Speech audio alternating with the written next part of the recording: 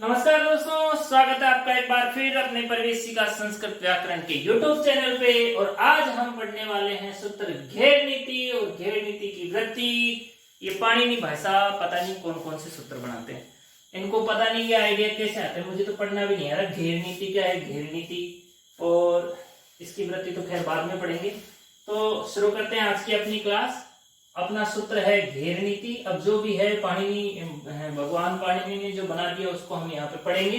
तो पढ़ने के लिए, इसको समझने के लिए इसके करने पड़ेंगे अपने को टुकड़े, और टुकड़े करेंगे पदच्छेद। संस्कृत में कहते हैं इनको पदच्छेद, पदों का विच्छेद। ठीक है, सबसे पहला जो पद है यहाँ पे वो है घेह, इस तरह से। ठीक है, जो ये र है इसका विसर्ग हो जाता है तो यहाँ पे शब्द निकल के आता है घे। जब रे को हम डिवाइड करेंगे तो यहाँ पे बचता है नीति, और इस तरह से यहाँ पे दो शब्द इसमें से निकल के आते हैं। एक निकल के आता है घे और एक निकल के आता है नीति। आपको घे तो समझ में आ ही रहा होगा कि घे क्या है और नीति क्या है। इसको हम अलग से समझ लेंगे दोनों शब्दों को। एक शब्द आया है घे और एक आया है नीति। ठीक है, गे का मतलब क्या होता है, गी संज्ञक शब्द। गे का मतलब क्या हो गया यहाँ पे कि घी संज्ञक शब्द, ऐसे शब्द जिनकी घी संज्ञा हो चुकी है। कौन से शब्द जिनकी घी संज्ञा हो चुकी है, तो ह्रीश्व इकारांत, ह्रीश्व उकारांत, ऐसे शब्दों की घी संज्ञा होती है जिनके अंत में छोटा ई या छोटा ऊ हो। उन शब्दों की गी संज्ञा होती है। ठीक है, लेकिन सकी शब्द में नहीं होगी। सकी को घी नहीं डालना, घी नहीं डालना है ना सकी को, है ना, इसीलिए यहाँ पे घी की वो सकी की घी संज्ञा नहीं होगी। तो घे अपने को समझ में आ गया कि घे का मतलब होता है घी संज्ञक शब्द। जिस घी संज्ञक इनकी होती है ह्रीश्व इकारांत और ह्रीश्व उकारांत। तो चलो बताइए, दीर्घ इकारांत और दीर्घ उकारांत की कौन सी संज्ञा होगी, वो हम नदी संज्ञा होगी, आगे और पढ़ेंगे। अब आते हैं नीति। ये नीति क्या है, ऐसे और भी वर्ड है ना। ये तो नीति क्या है, इसमें सप्तमी एक वचन में बना है नीति। नित शब्द से सप्तमी एक वचन में यहाँ पे बना है। वैसे तो ये ओरिजिनल जो शब्द है ना वो है नित, इस तरह से।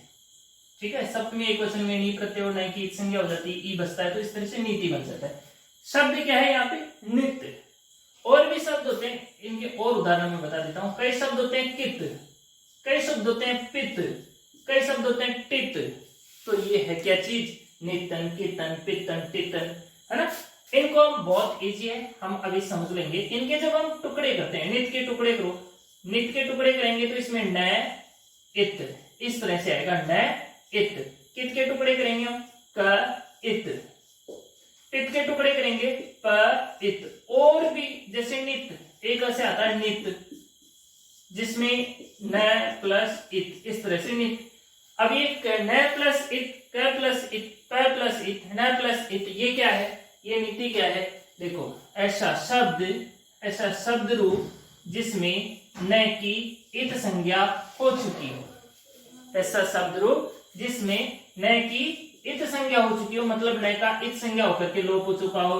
ऐसा शब्द जिसके अंदर क की इत संज्ञा हो चुकी हो, ऐसा शब्द जिसमें प की इत संज्ञा हो चुकी हो, ऐसा शब्द जिसमें न की इत संज्ञा हो चुकी हो, उन शब्दों को हम बोलते हैं न की हुई है तो नित, क की हुई है तो कित, प की हुई है तो पित और न की हुई है तो नित। तो अब अपने को थोड़ा थोड़ा यहाँ पे समझ में आ गया है कि घ संज्ञक, ऐसे घ संज्ञक शब्द जिनमें न की इत संज्ञा हो चुकी है। और हम आगे डिटेल से हम इसके अंदर अर्थ में जानेंगे कि ये कहना क्या चाहता है। इससे तो थोड़ा सा हिंट मिला अपने को कि यार एक ऐसा हो सकता है इसके अंदर। चलो शुरू करते हैं। यहाँ पे सबसे पहले लिखा हुआ है, जैसे यहाँ पे लिखा हुआ था घे संज्ञक शब्द, यहाँ पे लिखा हुआ है घी संज्ञक कश्य, मतलब घी संज्ञक शब्दों के। षष्ठी एक वचन में बनता है घी संज्ञक कश्य। तो घी संज्ञक शब्दों के, घी संज्ञक कश्य का मतलब घी संज्ञक शब्दों के। ठीक है, गी संज्ञक शब्दों के नित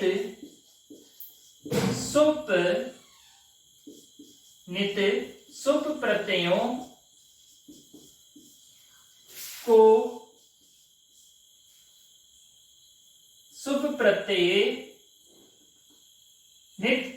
प्रत्यय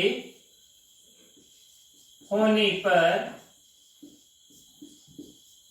गुण होगा। क्या होगा? गुण होगा। कब होगा?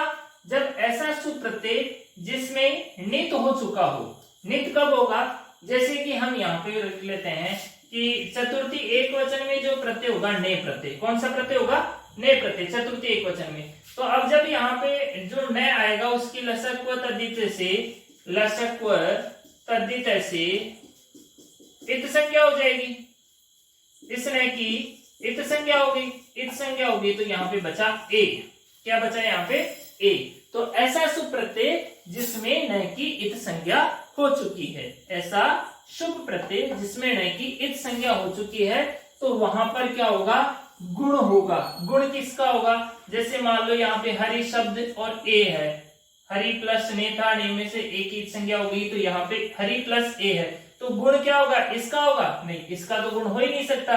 तो यहाँ पे जो ई है इसका गुण हो जाएगा। इसका गुण क्या होगा? मैंने पहले भी एक बार इसके एक कक्षा के अंदर सिखाया था कि गुण क्या होता है। यदि विश्व या दीर्घ ई हो तो उसका गुण ए होगा। उ हो तो उसका गुण ओ होगा। री हो तो री का गुण अर होगा। री हो तो उसका गुण अल होगा। इस तरह से ये होते हैं गुण। ये क्या होता है? गुण। तो इस तरह से यहाँ पर गुण होगा। तो ये सूत्र ये कहता है कि घी संज्ञक शब्दों में ऐसे शुभ प्रत्यय जिनमें न की इत संज्ञा हो चुकी है तो उन घी संज्ञक शब्द में गुण होगा। और इस तरह से इस सूत्र का अपने को अर्थ अच्छी तरह से समझ में आ जाता है। अब यहाँ पे जो रूप बनता है, सिद्धि जो बनेगी यहाँ पे वो बनेगी हरय। कौन सी बनेगी? हरय। हरय कहाँ बनती है? चतुर्थी के एक वचन में।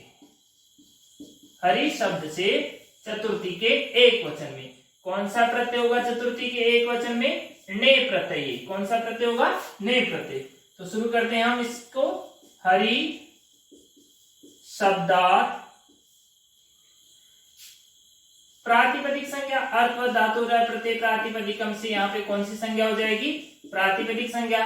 और प्रातिपदिक संज्ञा से सोजस्म उठा जाएगा और वो यहाँ पे चतुर्थी एक वचने। चतुर्थी एक वचने। चतुर्थी के एक वचन में कौन सा प्रत्यय हो जाएगा? ने प्रत्यय। ने प्रत्यय हो जाएगा। यहाँ पे स्थिति हो जाएगी हरि प्लस ने।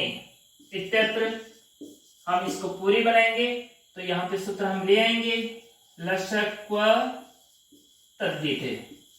क्योंकि लशक्व तद्धिते कहता है कि ऐसा प्रत्यय जिसके शुरू में या तो लय हो या फिर स हो या फिर कै का परिवार का कोई सदस्य शुरू में होता है तो मैं उसकी इत संज्ञा कर देता हूं। तो यहाँ पे न जो है कै के परिवार का सदस्य है तो इति सूत्रेण न इत संज्ञा कृते।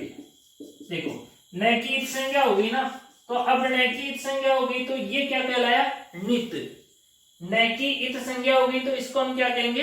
नित शब्द। तो यहाँ पे न की इत संज्ञा होने के बाद में यहाँ पे स्थिति क्या बच गई? हरि प्लस ए इत्यत्र।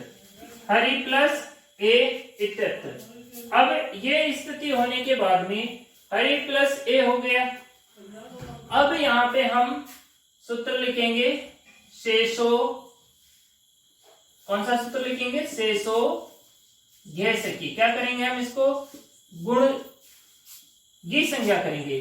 घी संज्ञा करेंगे तभी तो ये घेर नीति आएगा। तो इति सूत्रेण घी संज्ञा कृते। कौन सी संज्ञा हो जाएगी? यहाँ पे घी संज्ञा हो जाएगी। जैसे यहाँ पे घी संज्ञा हो जाएगी यहाँ पे सूत्र आ जाएगा घेर नीति इति सूत्रेण। घेर नीति क्या होता है, क्या कहता है कि जहां पर घी संज्ञा हो जाती है और जहां पर नित हो जाता है, दोनों कंडीशन है इसकी कि घी संज्ञक शब्द होना चाहिए और नित ऐसा सुप्रत्यय होना चाहिए जिसमें नित की संज्ञा हो जाएगी। तो यहाँ पे घेर नीति इति सूत्रेण क्या करेगा, गुणे करते, गुण करेगा। गुण क्या करेगा, यहाँ पे जो ई है उसको ए कर देगा, तो यहाँ पे जो हरि था उसको हरे कर देगा, हरे प्लस ए इत्यत्र। अब बताइए, ये कंडीशन हो गई अपने पास कि हरे प्लस ए, ये स्थिति होगी हरे प्लस ए। अब हरे कैसे बनेगा, यहाँ पे सूत्र आ जाएगा एचो अये वायावह। यहाँ पे सूत्र लिखेंगे हम एचो अये वायावह इति सूत्रेण ए स्थाने अये आदेशे कृते। ए को कौन सा आदेश हो जाएगा, यहाँ पे अये आदेश, अये का यह हलंत रहेगा तो यहाँ पे बन जाएगी हरय इति रूपम सिद्धम। इस तरह से हमने चतुर्थी एक वचन के अंदर ने प्रत्यय से हरि शब्द से बनाया यहाँ पे हरये। सूत्रता घेर नीति, घेर नीति ये इसके पदच्छेद हैं, ये इसकी वृत्ति है, ये इसके अर्थ हैं। इस तरह से हमने इसको बनाया। आप इसका स्क्रीनशॉट ले सकते हैं ताकि इसको नोटबुक में आसानी से उतार सकें। थैंक्स।